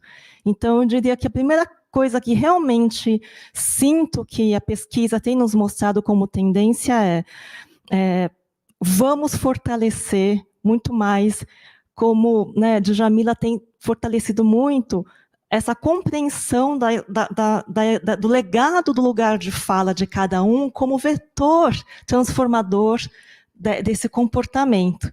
E é isso que Vinícius falou, somos todos pessoas. Se a gente encontrar na ação, essa tão, né, desafiadora ação que a gente busca, a nossa contribuição, a gente se torna propagador, né? O Acatu muitas vezes fez esse exercício. O quanto, quando você propõe, você é o inspirador, você se torna eternamente responsável por aquilo que você conquistou. E isso faz toda a diferença, né? Então, diversidade de audiências e públicos, diversidades de quem fazemos e construímos juntos, é quase dizer que essa é uma grande campanha de milhões de brasileiras e brasileiros com milhões de mensagens diferentes e não massificadas e unificadas. A segunda grande aprendizagem que a gente tem tido, e a pesquisa mais um ano corrobora, é que por que a gente está insistindo em conectar a saudabilidade, né? Até uma das frases que vocês destacaram vai...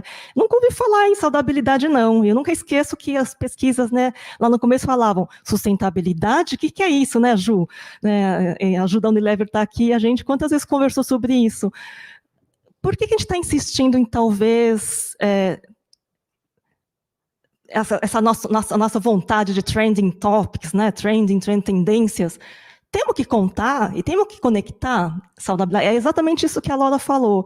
Se a ação está no dia a dia das pessoas, talvez a nossa grande questão, e isso a gente falava na Acatu também, né, Hélio, é não falar em sustentabilidade nunca mais. E não falar em que estamos, né, aqui, né, defendendo a Amazônia, se aqui as pessoas estão com falta de ar e renite, todos os ites, em São Paulo, no Rio, em cada uma das nossas cidades. Então, o que é, de fato, a transformação, que é uma transformação pessoal, dessa educação que a gente, né, tem buscado tanto, que é a educação ambiental, socioambiental? E relembrar, a não educação é uma educação. As gerações anteriores foram educadas, sim, mas para o não sustentável. A não informação é uma proposta. A não política é um modelo de governo. São escolhas que são feitas. A ausência da ação é uma ação, é uma escolha. Então, não é... E eu lembro muito porque quando a gente debateu muito a questão da religiosidade associada à polarização e à violência. Não são as crenças e os valores que estão errados, né? E a gente atacar e continuar trabalhando com a polarização. É realmente identificar o que essas pessoas, o que as pessoas, todas nós com diversidade, estamos buscando, e esse é o nosso território, a nossa bandeira de desenvolvimento das mudanças. E a gente desapegar. Outro dia eu estava falando com o pessoal de biodiversidade, mas as pessoas não entendem que biodiversidade também é biodiversidade de matriz genética. Por que os brasileiros não entendem que tem diversidade? Gente, né, tem que entender que é diversidade de matriz genética. Não, mas matriz genética é um recurso do Brasil, a gente tem todas as patentes. Né? E é isso que o Hélio falou, o consumidor que compra um produto que tem um atributo sustentável não está pensando na matriz genética, está pensando no benefício que vai ter daquele produto, né? Então, essa simplificação da comunicação, essa desapegagem dessas grandes questões, né, das grandes... acho que de uma prepotência do conhecimento ocidental norte-centrado é crucial. E, nesse sentido, nós, enquanto país, enquanto Brasil, no local, né, Álvaro, a gente recuperar as nossas ancestralidades e botar isso como vetor de mudança. Existe uma metodologia na conservação, que é a metodologia da transformação de paisagens. e ela vem, né, o Roberto Vac fala muito sobre isso, ela vem incorporando 2 conceitos que a gente conhece muito no Brasil, que são a geografia e a história. Se a gente incorpora a geografia e a história na maneira como a gente vê uma paisagem, a gente sabe que a gente tem que trabalhar de um jeito completamente local. Então, a gente olhar muito para essa, desapegar, né, de a gente insistir nos nossos conceitos lá do comecinho do meio ambiente. E esqueci o terceiro, valeu. Vou ficar com as 2 aqui, já falei demais. Eu vou pegar um gancho só para fazer um comentário, acho que contando um caos, né? O time de sustentabilidade levou uma campanha, a gente tem um programa de apoio à sociobiodiversidade com 80 cooperativas, e a gente criou uma campanha e levou para o time de marketing uma campanha para promover os produtos. E pediu um feedback do time comercial e do time de marketing em relação às peças que a gente tinha proposto. E a resposta foi tão simples como: mas a geleia é gostosa? A geleia de Vitória Regia é boa? Porque o consumidor que vai comprar, se for gostosa, é muito legal que ela também está contribuindo para tantos hectares, é muito legal que ela é produzida de maneira sustentável, mas se ela não for gostosa, e se você não contar para o consumidor que ela é muito gostosa, ele não vai comprar. Então, acho que é muito isso da gente desconstruir essa narrativa que é importante e que a gente pode ter clareza e cada vez mais ter coletivamente, mas no fundo o consumidor quer entender o benefício para ele e vai comprar geleia se ela for gostosa, não importa quanto ela ajude ou ela tem um impacto ali na ponta num primeiro momento, né? Quando a gente fala de tirar esse produto do nicho e levar, né, para mais pessoas. Né? Maravilha. Eu queria só comentar um aspecto que foi tratado aqui, que é a questão da narrativa, que vai ser usada, ou pode ser usada para, de fato, fazer uma mudança no consumidor, na sua percepção do que de fato está acontecendo na hora que ele se envolve com um produto, quer dizer, que ele compra, usa, descarta. Acho que você colocou, Laura, o consumidor vai perguntar o que tem ali para mim. Estou querendo saber, tem o gosto? Está ótimo. Nossa narrativa, basicamente, precisa mudar para dizer que ali tem para você, consumidor, preço que você pode pagar, qualidade que você queria, mas tem também benefícios que essa compra vai trazer para a sociedade, para o meio ambiente. Mas isso não tem a ver comigo. O consumidor vai dizer, não, isso não tem a ver comigo. Claro que tem a ver com você. Quer ver? E aí pegar cada um dos benefícios sociais e ambientais e fazer o caminho inverso. Chegar de volta, o benefício é esse, olha como é que você está agindo ao comprar esse produto para trazer esse benefício para a sociedade como um todo e, portanto, para você mesmo. Né? Essa é uma mudança de mindset que, para nós, é muito preciosa no Acatu, mas me parece que vocês estão dizendo que na narrativa, na nova narrativa, é disso que se trata, é de você tratar de fazer essa ligação direta. Até você falou da educação, aliás, adorei que a falta de educação é uma educação também. Na educação, a gente tem um processo no Brasil, que, aliás, foi pioneiro em muitos lugares do mundo, que é a educação ambiental, que começou há 20 e tantos anos atrás. Ajudou isso, do ponto de vista do consumo? Ajudou. Desde que aquilo que está no meio ambiente é aquilo que é consumido. Então, se está falando de água, está poluindo a água e tal, está ótimo. A água, eu sei o que é. É uma coisa que bebe, precisa tomar banho, perfeito. Agora, se aquilo que é falado no meio ambiente, tão próximo como, por exemplo, desmatamento ou como queimada, não for relacionado ao consumo, trazida essa narrativa, o consumidor muitas vezes não vai fazer nada. Ele próprio não tem a percepção de que existe essa ligação. A educação ambiental não fez essa ligação.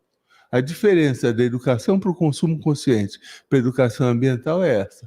A educação para o consumo consciente procura mostrar de que maneira aquela microação do consumidor vai se refletir sobre a sociedade e o meio ambiente em algum impacto positivo ou negativo. Isso vai ajudar na narrativa, na mudança de comportamento, na mudança de percepção, de mindset mesmo do consumidor.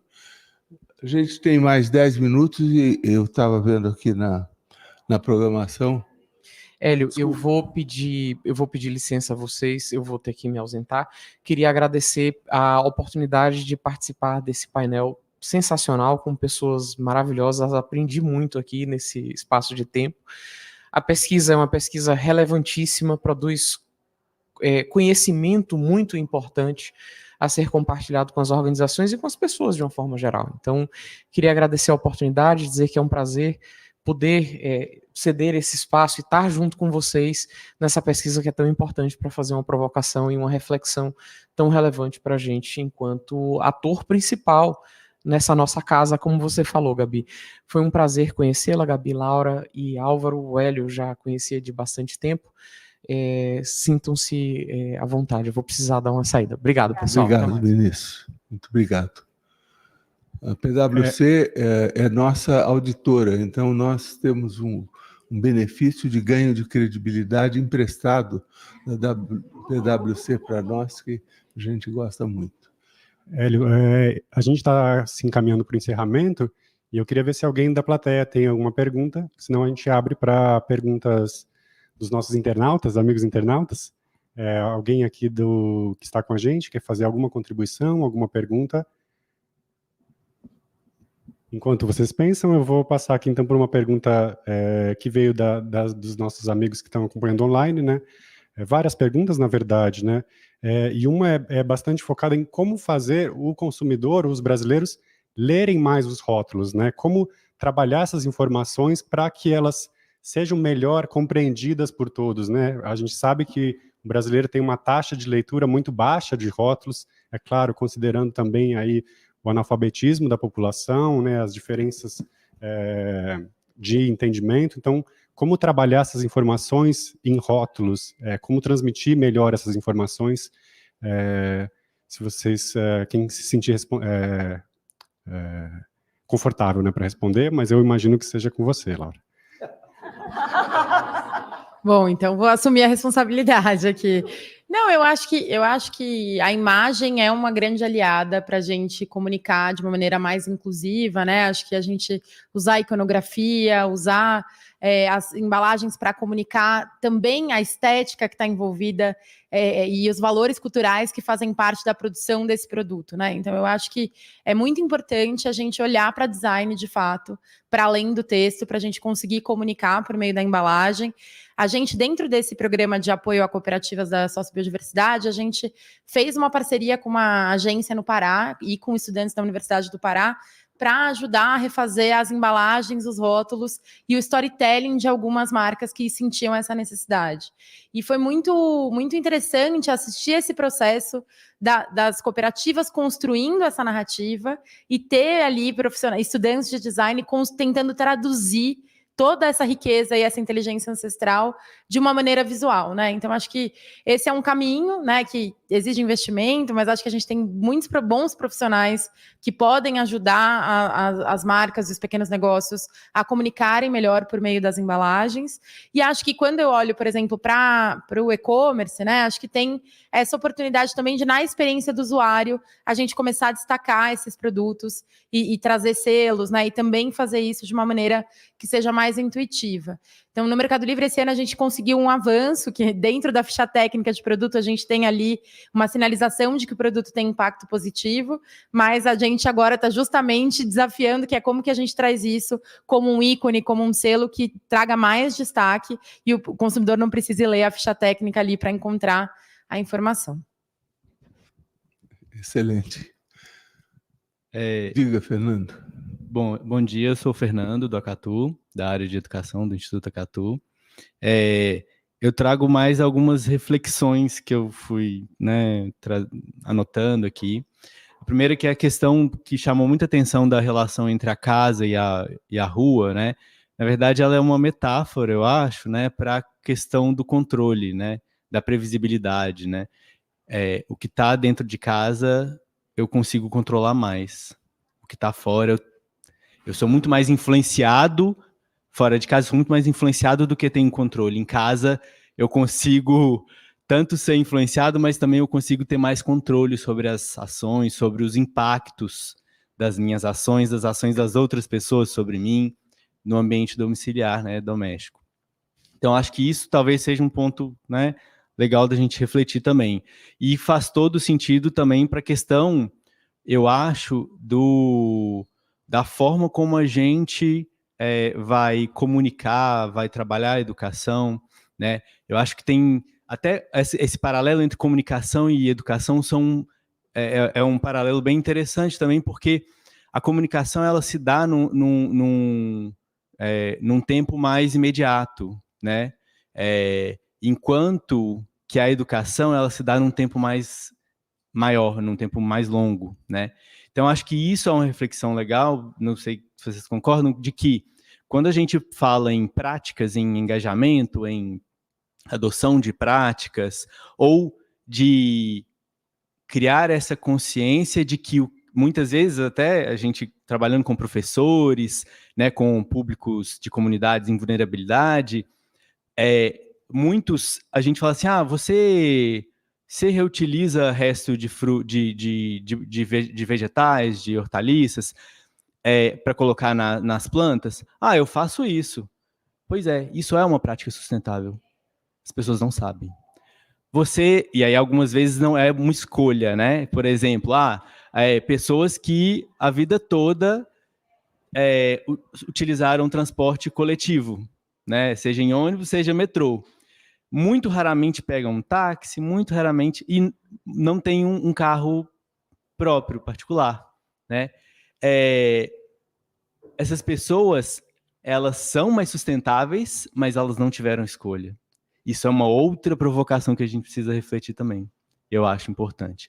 Isso tudo só para trazer essas reflexões também que eu acho que são relevantes, e aí a importância da gente... eu também concordo que no tempo da comunicação, do engajamento, a gente precisa ser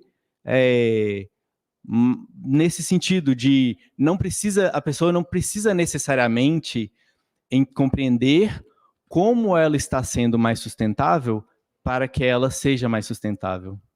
Sustentabilidade, de novo, é uma consequência, ela pode ser a causa, mas ela não precisa ser a causa para ser a consequência do processo. Alguém gostaria de comentar? Não. Na verdade, eu achei que você ia... Posso Gabi, comentar? sim, por favor.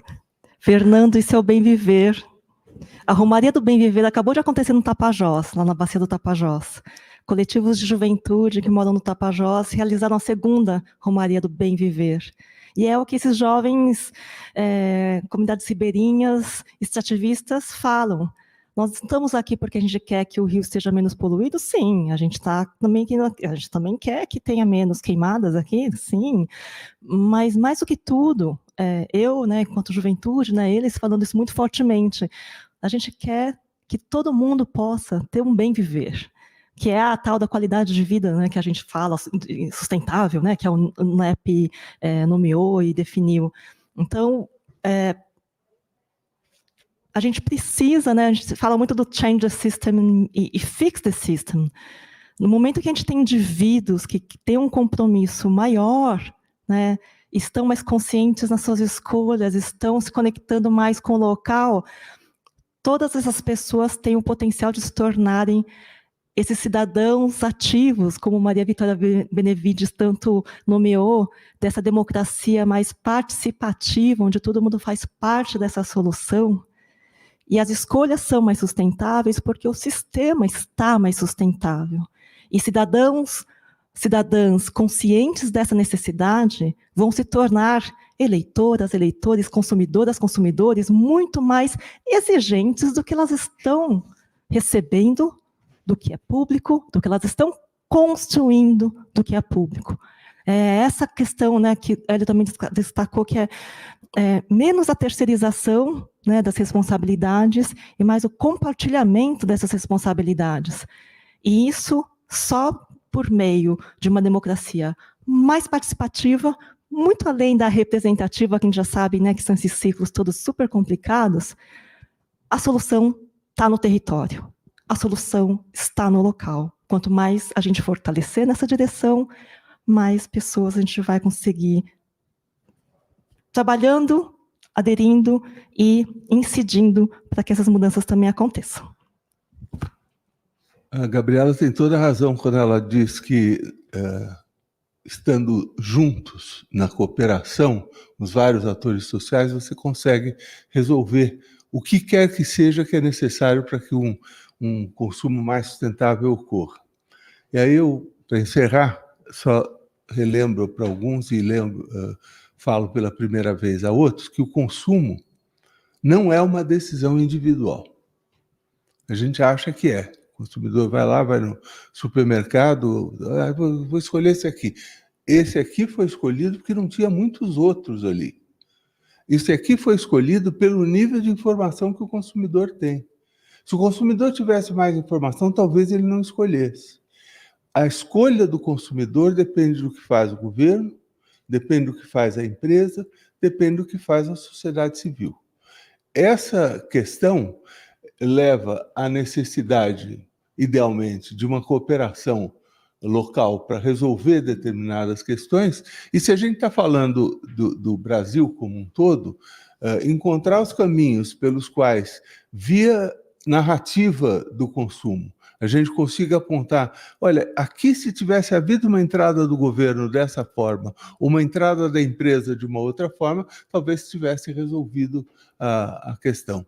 Na área de informação, isso é fundamental. Então, na pergunta sobre rótulo que a Laura já respondeu, acredito eu que a origem da pergunta é essa. A gente tem os rótulos, então a gente tem informação, mais ou menos. Porque depende da pessoa entender o que é aquela informação e entender o que é aquela informação na sua vida, não aquela informação genericamente. Então, vamos todos ser melhores cidadãos a partir de hoje, porque ouvimos essa mesa fantástica aqui discutindo a sustentabilidade e o consumo consciente, e quero agradecer a cada um de vocês por ter estado aqui com a gente. Eu fiquei muito contente com essa participação e especialmente agradecer a Gabriela, a Laura, o Vinícius, que já não está conosco, e mais especialmente ainda o meu parceiro Álvaro, com quem a gente tem muita alegria de trabalhar junto para fazer essa pesquisa. Então, obrigado a vocês.